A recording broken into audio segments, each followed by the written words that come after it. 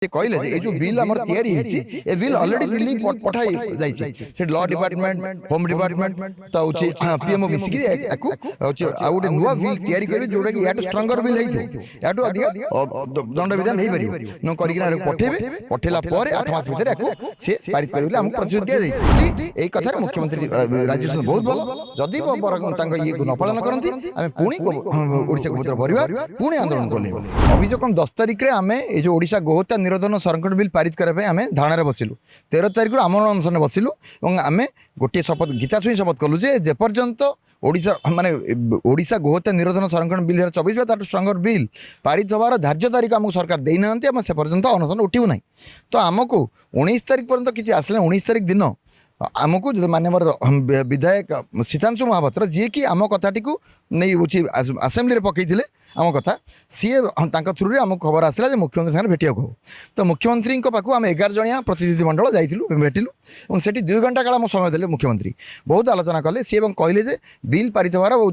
समय सीमा आपको देपारि ना आमको किंतु प्रति मासरे आपन संगे बैठक हम आप टीम संगे टोटल आमर जी कंसेखाना जी हूँ गोमाफिया अच्छा जी आमर ये इलिगल ट्राफिकिंग गोमाता जो ट्राफिकिंग गोचालाण रूट अच्छी आमको प्रदान करूँ आम 2-3 दिन भर कौन एक्शन हो देखिए और प्रति मासरे बिल है पर्यटन आप मीटिंग हम बैठक हम तादर उपमुख्यमंत्री बस मुख्यमंत्री बसवे तादर प्रतिनिधि मंडल अन्य विधायक मैंने बसवे से आलोचना हम ये भल कथा स्वागत योग्य पदक्षेप आम सब कहलु 2 दिन पर आम दबू कितु समय सीमा दिखाँ समय सीमा आमको देते बहुत काल 2 घंटा आलोचना है बहुत भल कथा आलोचना है कि समय सीमा देते तो आम ये आलोचना पर आम आंदोलन ओहरी नुँ जेहतु गीता छुई शपथ करूँ तो ता परदिन मुख्यमंत्री 3 जन विधायक दल को पठेले से विधायक दल जो आसते से आमको 8 मास समय नहीं 8 मास समय भितर आमको कहले जे या स्ट्रंगर बिल आसो तो 8 मास जो समय सीमा देते से कहले जे जो बिल आमर तैयारी होती ए बिल ऑलरेडी दिल्ली पठाई जाइए लॉ डिपार्टमेंट होम डिपार्टमेंट तो हूँ पीएमओ मिसिकी एक गोटे नुआ बिल तैयारी करेंगे जोटा कि याटो स्ट्रंगर बिल हो अधिक